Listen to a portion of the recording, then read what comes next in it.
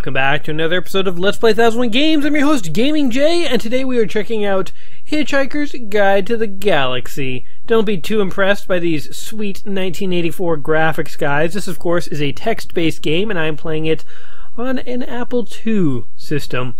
Now, for this game, I've played a purely text-based game before. In fact, I think I've played more than one. Anyway, with these text-based games, they don't give me too much to work with or too much for you guys to look at. So there is actually a 20th anniversary edition of this game.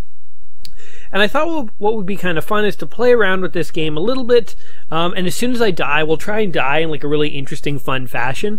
Then I will hop over to the 20th anniversary edition and we can see sort of the upgrades that came along. So the anniversary edition is literally this game. They've just sort of created some companion graphics. So it's a little more interesting to look at. I considered doing only the anniversary edition, but the purist in me thought I really have to play the game as it was originally intended, so I couldn't just play the anniversary edition.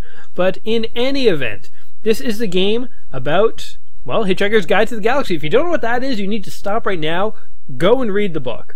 There's so many interesting, hilarious, dark, philosophical jokes in the Hitchhiker's Guide to the Galaxy. There's a cow that is genetically bred to want to be eaten because, you know, if we're going to eat meat, it kind of makes sense. You kind of want meat to want to be eaten. There's a restaurant at the end of the universe in the books, which is literally at the very end of time when the universe is about to be destroyed. There's a philosopher king. They build a computer to answer the question of the universe, and it spits out the answer, which is 47. But then they realize they have to build an even better computer to figure out the question that it was answering, because they don't know what the question for the meaning of the universe actually was, and so on. Very, very interesting book by the very talented Douglas Adams, who sadly is not with us anymore. But I'm going to get into the game right now. If you don't know what Hitchhiker's Guide to the Galaxy is, you really need to look it up. But I won't spoil it anymore. Let's discover as we go into this together what this is all about. So you wake up. The room is spinning very gently round your head, or at least it would be if you could see it, which you can't. Alright, sounds like we are hung over. Let's, I have a feeling look is not going to do much. It is pitch black. Okay. Turn on light. How about that? Good start to the day. Pity it's going to be the worst one of your life. The light is now on. Bedroom. In the bed. The bedroom is a mess. It is a small bedroom with faded carpet and old wallpaper. There's a wash bin, a chair with tatty dressing gown slung over it. A window with curtains drawn near the exit. Leading south is a phone. There is a flatbed screwdriver here and a toothbrush here. Both are outside the bed. Good to know we're not sleeping with a toothbrush in one hand and a screwdriver in the other, because that is someone who has some trust issues and doesn't really feel comfortable in their own house. I always leave my screwdrivers out of the bed. Let's go ahead and take the screwdriver, because I suspect that will be useful. You can't get... The effort almost kills you. Okay, get out of bed. Very difficult, but you manage it. The room is still spinning. It dips and sways a little. Is my guy drunk? He sounds hungover a little bit. Get screwdriver. You lunge for it, but the room spinning nauseatingly away. The floor gives you a light tap on the forehead. What? Get up. You are already standing. But how did the floor tap me? I just presume that I fell on my face. Let's try this one more time. Get screwdriver. It dances by you like a thing possessed. What is happening here? Okay, hold on. Look, the room is a mess. Faded red carpets. There's a toothbrush here. Open curtains. How about that? As you part your curtains, you see that it's a bright morning. The sun is shining. The birds are singing. The meadows are blooming. It's so lovely outside, guys. And a large yellow bulldozer is advancing on your home. Oh my god. A bulldozer. They're trying to bulldoze my home. What the hell is this? There's somebody in here. I'm pretty sure this is illegal. Can I take the screwdriver, please? You're certainly picking the tough task. The floor acts like a trampoline, an ice rink, or something you've been working for years at Disneyland. Okay. Open window. Let's try this. We're going to work our way through this puzzle. The bloody thing's been jammed shut for months now. Yell. You begin to get a sore throat. Yell at bulldozer. We need to stop this thing, man. Okay, we need to get out of here. Bedroom is a mess, blah, blah, blah, and exit near the south. Go south. Alright, you miss a doorway, but a good 18 inches of wall jostles you rather rudely. How am I trapped in the first room of the game? Get toothbrush? How about that? Get toothbrush. You lunge for it, the room's... Okay, call for help. We need help. Okay, use phone. How about that? Pick up phone. It dances. Okay, I can't do anything. How about get nightgown? We're gonna figure out a way out of this. Wasn't it called a nightgown? What was it? What was it? It was take... Oh, dressing gown. It sounds like something a woman would wear. I'm just saying, men call it a robe. At least in the North America over here. Nobody calls it a dressing gown unless you're a lady. Luckily, this is large enough for you to get a hold of. You notice something in the pocket. Look in pocket. What do we got?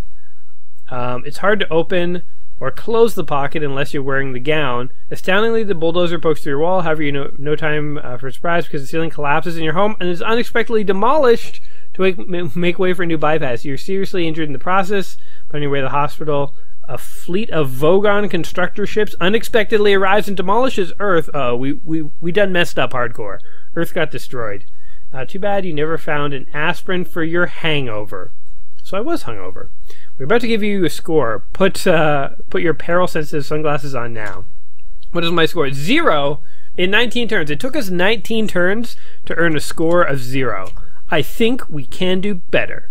What happens if I say no to this? I said yes to this before. No. Oh, okay. Then it looks even bigger. Interesting. Sometimes it's hard to think and talk at the same time. Okay, let's do this. Turn on light. We're going to make some progress here, guys. Real progress. Okay. Take dressing... Wait. Put on dressing gown. Boom. Oh, you're not holding it. Okay, take... Wait, we have to get out of bed first. Get out of bed. Boom. We're pros at this. Get dressing gown. Guess what's coming next, guys? Guess what's coming next? Put on dressing gown. Like a boss, we described how to put on clothes. We are champs. Okay, look in pocket. What do we got? Opening the gown reveals a thing your aunt gave you, which you don't know what it is. A buffered analgesic and pocket fluff. Okay, take analgesic. You swallow the tablet. After a few seconds, the rib begins to calm down and behave in an orderly manner. Your terrible headache goes. Okay, good. Can we now please get the screwdriver? Yes. What else have we got? Take the toothbrush. Gonna need that. Is there anything left? A tree outside the window collapses. There's no causal relationship between these two events. Uh-oh. Okay, let's just go south. Get out of here. You make your way down to the front porch. The front porch. This is the enclosed front porch of your home. The front garden lies to the south, and you can re-enter your home to the north. On the doormat is a pile of junk mail. Take mail. You gather up the pile of mail. Look at mail. What do we got going on here? I'm hoping that we have some credit card applications. We have some coupons. We have all sorts of fun stuff. There are many pieces of mail. Most are from some computer company called Infocom, which wants you to buy their games. Hint, hint, this game was made by Infocom. Whoa, we're getting meta. We're breaking the fourth wall. It's like Deadpool up in here. Hidden underneath is an official letter from the local council, dated some 2 years ago, and inexplicably not delivered till now, explaining that a demolition order has been served on your home. The date of the demolition is today's date. Okay, run for the hills. I don't know the word hills. Run south. Okay, there we go. You can enter your home to the north. A path leads around it to the northeast and the northwest, and a county clerk is visible to the south. All that lies between your home and a huge yellow bulldozer bearing down on it is a few yards of mud. Mr. Prosser, the local council, from the local council, is standing on the other side of the bulldozer. He seems to be wearing a digital watch. He looks startled to see you emerge and yells at you to get out of the way. The bulldozer rumbles slowly towards your home. Talk to Mr. Prosser. We got to convince this guy to stop. Mr. Prosser looks at you unexpectedly, as if you seem to be about to talk. Yell at them to stop. It's never going to understand this sentence. These old text-based games had very challenged parsers.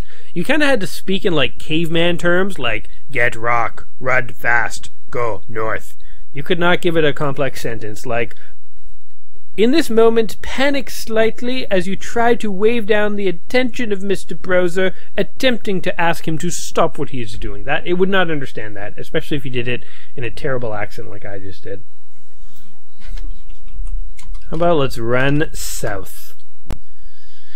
The country lane. The road runs from your home to the north towards the village pub, to the west. We definitely want to go west. I think that's where my guy was last night. The bulldozer piles into the side of your home. Oh my god! Your home collapses in a cloud of dust. A stray flying brick hits you squarely in the back of the head. You try to think of some suitable last words, but what with the confusion of the moment in your spinning head, you are unable to compose anything pithy, and you expire in silence. What? I'm dead again! I'm dead! But I got a score of 10. 10 out of 13. I was almost done the entire game. See in the upper right corner there? What? I'm dead. You keep out of this. You're dead. An ambulance arrives. Ask for help? How do I know what's going on? You're dead, and you should be concentrating on developing a good firm rigor mortis. You're put in the ambulance, which drives away. Interesting. What is happening to my corpse? Look. For dead person, you're talking too much. As the ambulance reaches the mortuary, a fleet of Vogon constructors... Okay, does it always end in the fleet of Vogon constructors? So for those of you unfamiliar, the whole premise of Hitchhiker's Guide to the Galaxy, this is actually following the book roughly. The beginning of the book opens with Arthur here, that's your main character, waking up to find that his house is going to be bulldozed, and it doesn't matter actually whether his house gets bulldozed or not, because the Earth gets bulldozed shortly thereafter, but he ends up getting off the planet before that happens. So his house was in the way of a highway, and the city council showed up to bulldoze it. The irony is that Earth doesn't know it, but it is in the way of an intergalactic superhighway, and it's about to be demolished on the same day. So it's sort of a meta is what we call it. So given that I've died twice already, let's go ahead and jump to a modern computer where we'll check out the anniversary edition of this game. This isn't the type of game, I think, where I'm really going to get all that far in, because it's really just going to be me playing the game and reading through and talking about it, and there won't be much discussion for us to have. And I feel like with these heavily text-based games, you know, if you want to watch a long play of it, sure, but like most of my videos are really about me experiencing the game with you, and for these text-based games, there's not too much to work with. I feel like not too many people want to sort of sit around and watch all this. So really, today we're just getting an exposure to this. And so what can we say about the Apple II version of this so far? I think there's a lot of humor here, and I'm liking it. Hitchhiker's Guide to the Galaxy is known for its humor. And let's just jump ahead and see what an anniversary, a 30th edition? No, wait. What do you call it? It's the 30th anniversary edition. I guess that's what you would call it. Why was I unable to think of that? Maybe I need an analgesic. Okay, let's make the leap here. Here we are. We're in the future, playing a game from 1984, and it looks sweet and advanced. It is essentially the same game, though. You can see the copyright info from 1984. So let's go ahead and do what we did last time. So let's turn on the light. Let's go ahead and get out of bed. Oh, look at this! Look, we can actually see stuff. That's pretty cool. Let's take the dressing gown. Let's put on dressing gown. Getting all dressed in our best. Look in pocket. Take pill. Now we're going to take screwdriver. We've got some sound effects going on in here. Oh, it's okay, one word. Screwdriver. We're going to take the toothbrush. Alright, now let's go south. Let's take the mail. Let's go south again. Let's lie down. How about that? You lie down the path of the advancing bulldozer. Processor yells at you to what? Crusake move? What the hell does that mean? Wait. The bulldozer thunders towards you. The ground is shaking beneath you as you lie in the mud. Well, this is how we died last time, guys. Let's go out fighting. And by fighting, I mean lying in the mud. The noise of the giant bulldozer is so violently loud that you can't even hear Processor yelling at you that you'll be killed if you don't get the hell out of the way. I feel like even if the city has the right to bulldoze your house, they can't, like, straight up murder you. They still have to abide by the higher laws. You know, this isn't the Purge. You don't just get to murder people. Just gonna keep on waiting. With terrible grinding of the gears, the bulldozer comes to an abrupt halt. Oh yeah, we stopped it. It shakes and shudders, emits noxious substances all over your rosebed. Prosser is incoherent with rage. Moments later, your friend Ford Prefect arrives. He hardly seems to notice your predicament, but keeps glancing nervously at the sky. He says, "Hello, Arthur," takes a towel from his battered leather satchel and offers it to you. Say hello. Let's be friendly with our friend here. You use the word hello. Oh my god. Okay, let's take our friend here to the bar. Oh, get up. The bulldozer gives you a quick chew of a gum, slams the clutch in, the bulldozer piles inside your home. Okay, our house is gone. Your house collapses. Brick flies at you, hits you squarely in the back of the head. Are you kidding me? What? What am I? I'm dead again. I'm dead again. How did this happen? Okay, we're gonna give this one more try, and if we die again, we die again. We've got. I feel like you've gotten a good sense of this game.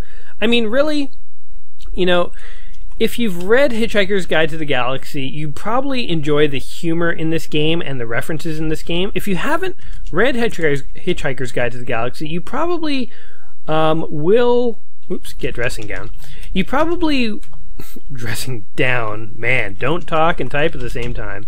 If you've never read Hitchhiker's Guide to the Galaxy before, then playing this game will actually give you a vague sense of what it's like, and it might actually sort of get you into it, which is pretty cool actually. Like, maybe this wouldn't be a bad first exposure, because if you read the book first, then playing this game might seem a little like, you know, I already know what's going to happen. But if you've never read the book before, playing this game might be kind of interesting.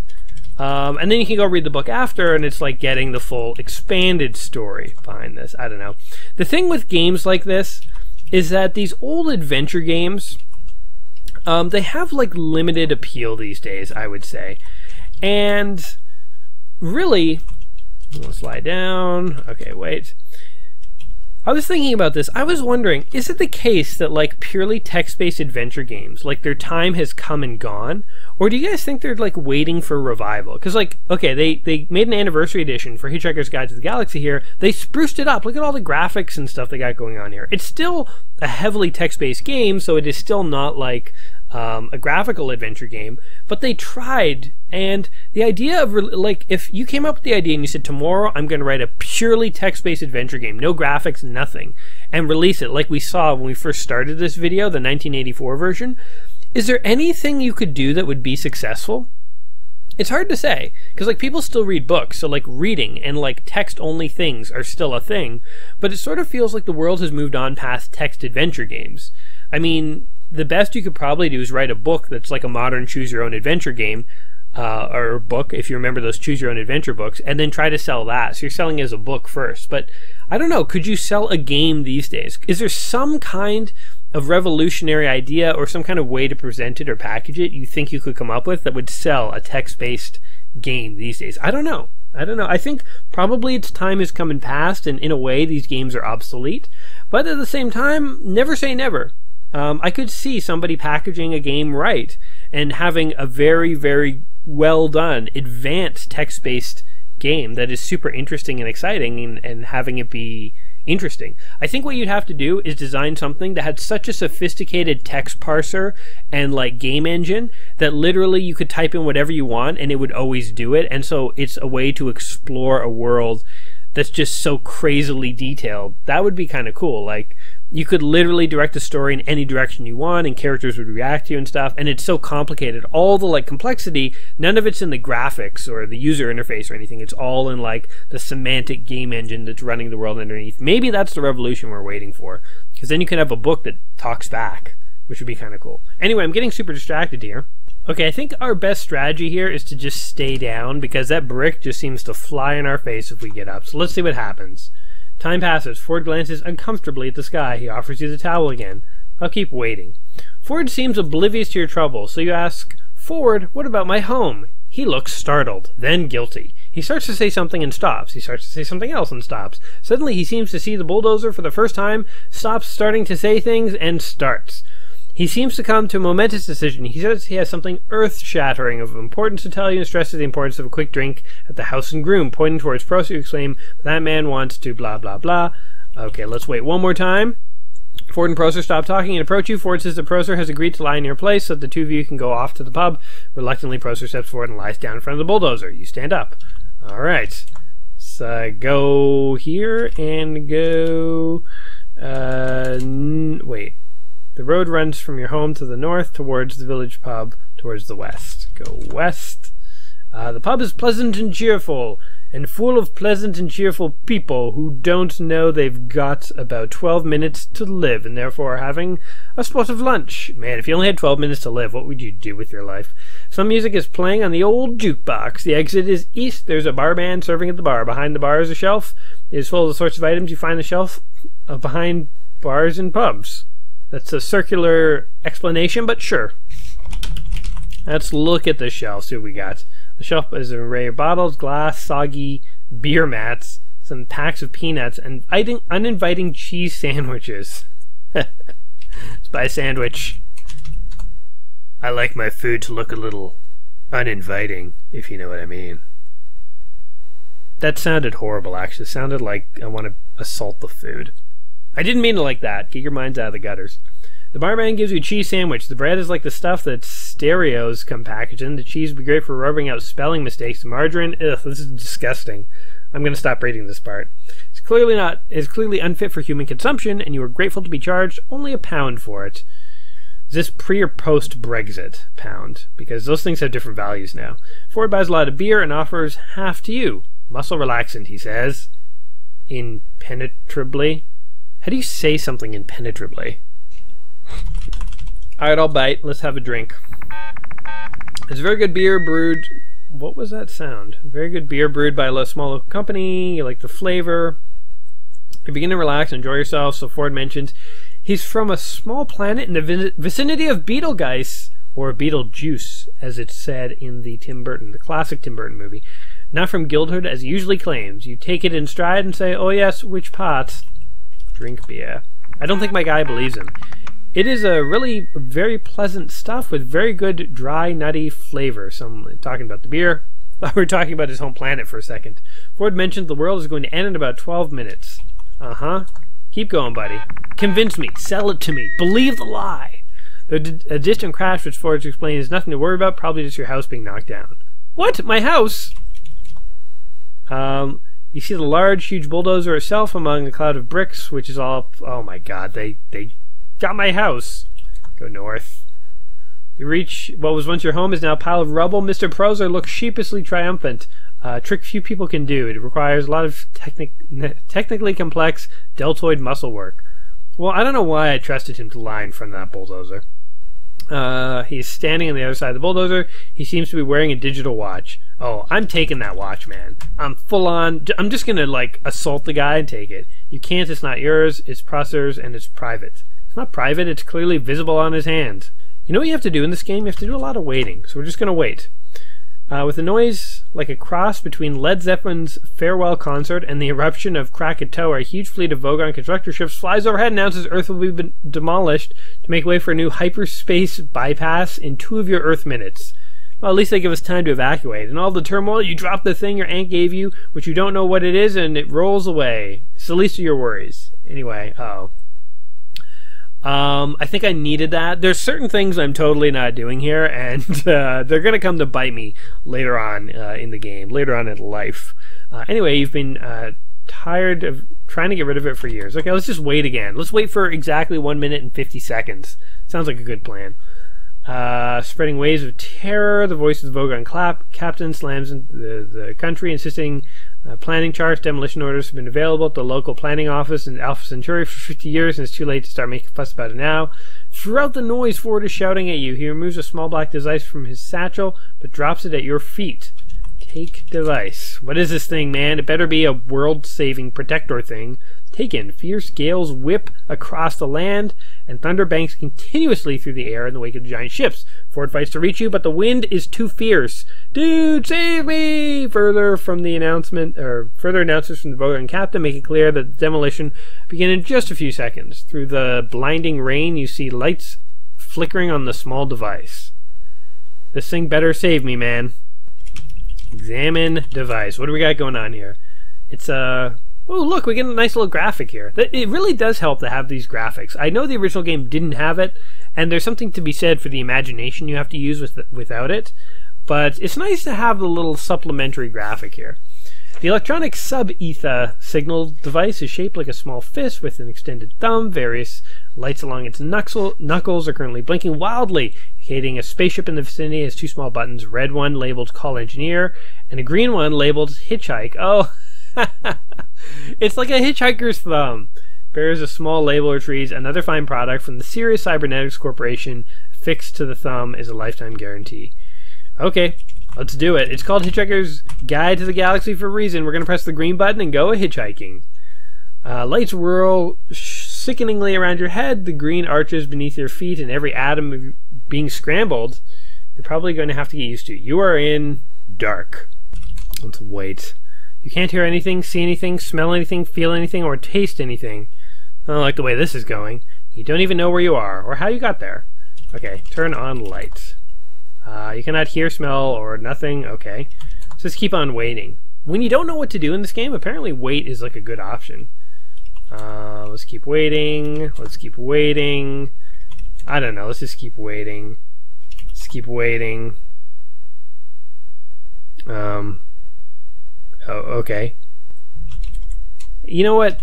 It's not mentioning smell anymore. What do we got going on here?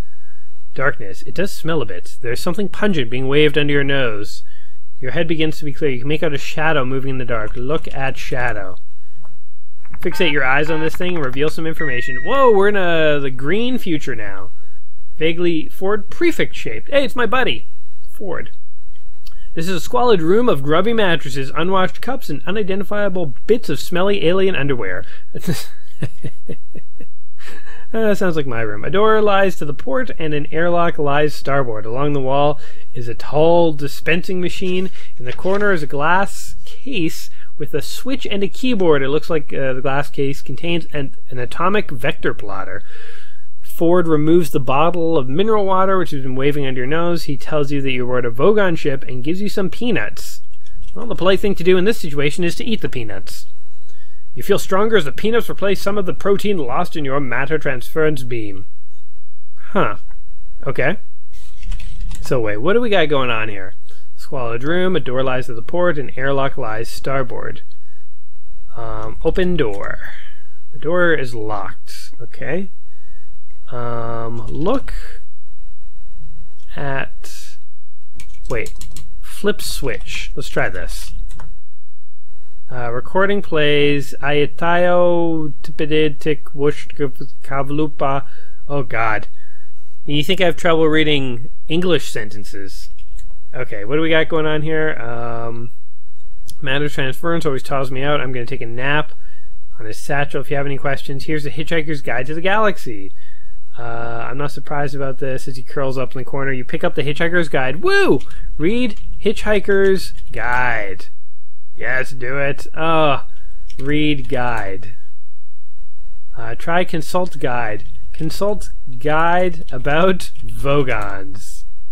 Sweet! The guide checks through a sub-Ethernet database and eventually comes up with the following entry. Vogons, whose specialties are bureaucracy and planet smashing, are the most unpleasant race in the galaxy. They would think twice about throwing someone into space and wouldn't lift a finger to save their own grandmother from the ravenous bug bladder beast of Trowel. Also see the entry on Vogon poetry and the ravenous bug batter beast of Trowel. Okay. Consult guide about Vogon poetry. Vogon poetry is so awful that the Sarkovsky of Burfon 12, whose religion strictly forbids the taking of one's life, considers suicide a preferable alternative to Vogon poetry reading. That is hilarious. This is so cool. I typed in console, by the way. I didn't even type in consult properly. Consult guide about Zaphod Beeblebrox. Current president of the galaxy. I know that from reading the book. Whoa, this is cool. So you could get like spoilers within the game. This just put the game into a whole nother level for me. So in the book, there is a Hitchhiker's Guide to the Galaxy, and it has like answers to every question you could ever want to know. So it's actually... It's so neat that it's in the game and it's fully functional. Like, okay, this is just a text-based adventure game. you know, there's silly ways to die. It's, you know, there's going to be weird, hard things that you have to do, and like, you know, text-based puzzles and all that. That's all standard. Every text-based adventure game has that, but not every text-based adventure game has a freaking Hitchhiker's Guide to the Galaxy. What we're actually trying to do in this part of the game, I believe, is get the Babelfish. Oh, it doesn't know what a Babelfish is. Babel. Is it 2 words? Yes, there we go. It comes with the following entry. A mind-boggling, improbable creature, Babelfish, when placed in one's ear, allows one to understand any language. Man, that would be really useful, eh? So it's a fish you put in your ear, and then you can just understand any alien language. So you're supposed to find it in here. I think look in dispensing machine. Let's see what we got here. 2 opposing leaders. Oh my god. Wait, what? What? I destroyed half the universe. Hold on. Look at all this text. You can't do that. It is, of course, well known that careless talk costs lives, but the full-scale problem is not always appreciated. For instance, at the exact moment you said, consult guide about Babelfish, a freak wormhole opened up a fabric into space-time and carried your words back in time across the infinite reaches of space to a distant galaxy. What the F, man? And warlike beings were poised on the brink of frightful interstellar battle. 2 opposing leaders were meeting for the last time. A dreadful silence fell across the room, misrepresented. Leaders squatting opposite. Okay, my words somehow traveled back in time through a wormhole, and I destroyed a small galaxy.